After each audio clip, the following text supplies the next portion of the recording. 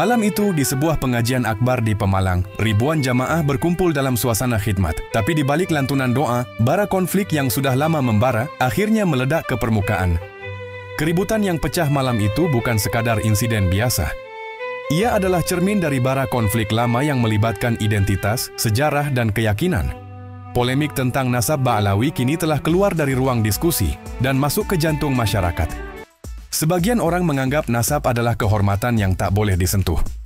Sebagian lain menilai, klaim nasab tanpa bukti bisa menimbulkan mudarat. Di titik inilah benturan emosi menjadi tak terhindarkan. Konflik ini tak hanya soal benar atau salah, tapi tentang harga diri, warisan spiritual, dan legitimasi sosial yang sudah ratusan tahun melekat. Dari sini bara itu mulai menjalar kemana-mana. Untuk memahami polemik ini, kita harus menoleh jauh ke masa lalu. Nasab Ba'alawi merujuk pada keturunan Nabi Muhammad dari jalur Sayyidina Husain, melalui garis keturunan Alawi bin Ubaidillah. Dari Hadramaut, para habaib datang ke Nusantara. Mereka bukan hanya membawa dagang, tapi juga dakwah. Dari situlah tradisi, karisma, dan legitimasi sosial para habaib terbentuk, bahkan hingga hari ini. Namun di balik sejarah agung itu, muncul pertanyaan. Bagaimana memastikan garis nasab tetap terjaga? Inilah titik rawan polemik yang terus diwariskan dari generasi ke generasi. Berulang kali, para tokoh mencoba mencari jalan damai. Namun upaya itu sering kandas. Fanatisme dan ego membuat dialog berubah jadi debat, debat berubah jadi benturan. Bukan berarti damai tidak mungkin, tapi jalan menuju ke sana penuh rintangan. Ada pihak yang khawatir kehormatan leluhur mereka tercoreng, ada pula yang takut umat dibiarkan terjebak pada klaim tak teruji.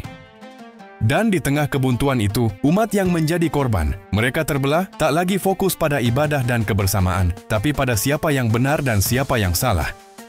Konflik nasab bukan sekadar wacana akademis. Ia sudah melahirkan luka sosial yang nyata. Umat yang seharusnya bersatu dalam satu saf, kini retak oleh perdebatan identitas. Generasi muda pun kebingungan. Mereka haus ilmu tapi disuguhi perdebatan yang tak kunjung usai. Bahkan media sosial kini memperbesar luka itu, melipat gandakan sentimen. Luka ini bila dibiarkan bisa menjadi jurang yang memisahkan. Padahal Islam datang bukan untuk memecah, melainkan menyatukan. Di atas semua perbedaan, jalan tengah selalu ada.